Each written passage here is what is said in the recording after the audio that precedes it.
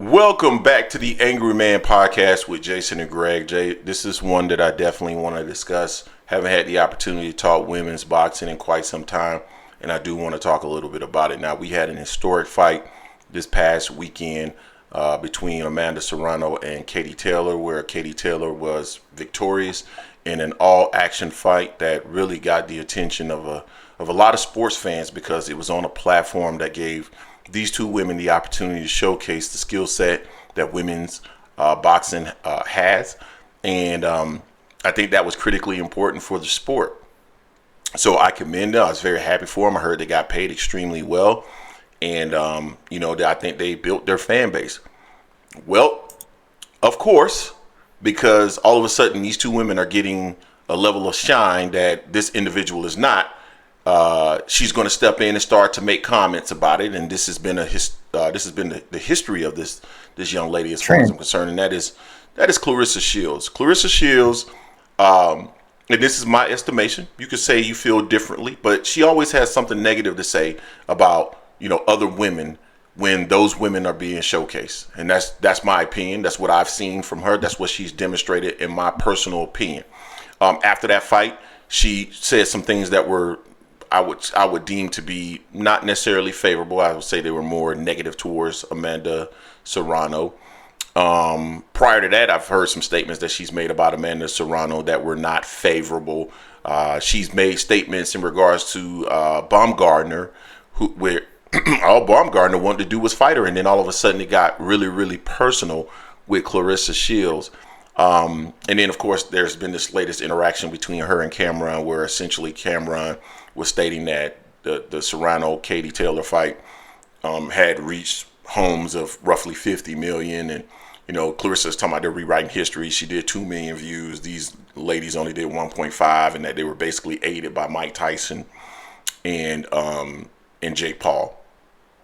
So here's a couple of things about that. That's true. I don't want to knock that logic. That is true. However, because of the fact that they were on that platform, I guarantee you in a rematch, they're going to do more than the 1.5 million that they initially did when it was just those two.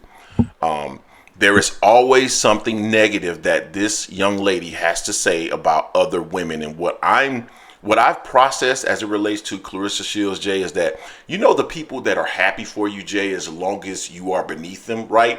They are here and you are here and they are very happy for you. But the moment you get to hear all of a sudden you start to hear the negative feedback, what you could do better, what you are not, so forth and so on. That's Claressa Shields, and she gets upset when there are other people that have shine. And I think specifically women who are deemed to be attractive is a part of her issue, right? I think, in my personal opinion, Amanda Serrano is deemed to be attractive, an attractive Latino woman. AB is deemed to be an attractive, if you want to call her black. If you want to call her mixed, you can call her that. But she's deemed to be an attractive woman. And both of these women have skills. It's not like we're just talking about them because they're nice looking women. They both have an incredible skill set, but they have a marketing package that I believe that Claressa Shields doesn't have, in that they are considered to be very attractive women. Now, there are some men that believe that Claressa Shields is attractive, but not to the extent that these two women are deemed to be attractive. So I just think that combination of skill, attractiveness, and then attention has created what do they call them? It's a greed-eyed devil or something, some phrase that they talk about when you're jealous. But it feels like there's a level of jealousy and envy as it relates to Claressa Shields, and it needs to stop because she's not elevating the sport, just like Amanda Serrano mentioned. She has no interest in elevating the sport. She has an interest in elevating herself, and if the sport is also elevated through being elevated, herself being elevated, then she's perfectly fine with that. But the sport being elevated without her being the head honcho in that elevation is an issue. Jay, what's your thoughts on that? Yeah, I didn't like it either. It's like, also, why would you go to Cameron or Mace with some stuff like that when it's not going to be to your benefit? Because they like the joke. They like the joke, especially when it wasn't necessarily true, fully what you were saying. You should have given more context to that. Also, Cameron and Mace, neither one are boxers. Yeah, they watch it.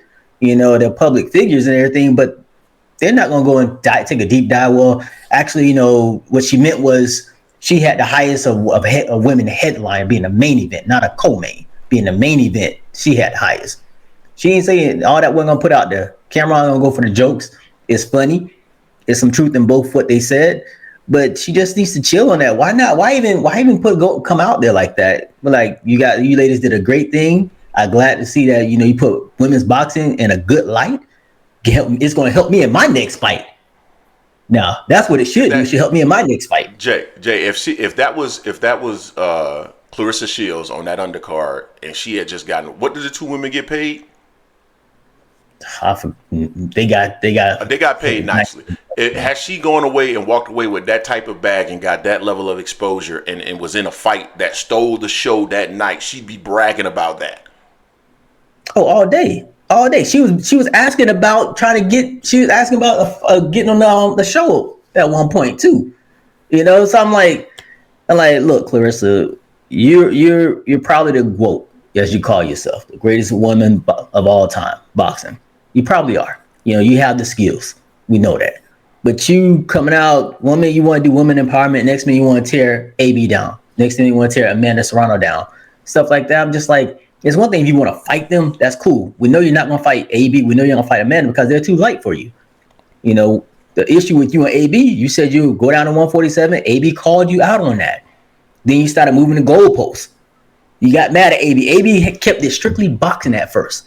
Then you started going low blows with everything. So that's even made a damn song. That song was fire though. That song was fire. I'm like Claressa, you're a heck of a boxer. No one's gonna take that from you. You did 2.2 million, whatever it was. You have the most when you're a woman headlining fight, yes. But overall, as far as eyeballs, Amanda and Katie did it. They did more. We know what the driving force was. It was definitely Mike Tyson, but you can't knock them. They actually performed. They had the best fight on that whole card. People were talking about that fight more than any other fight on that card. Celebrating.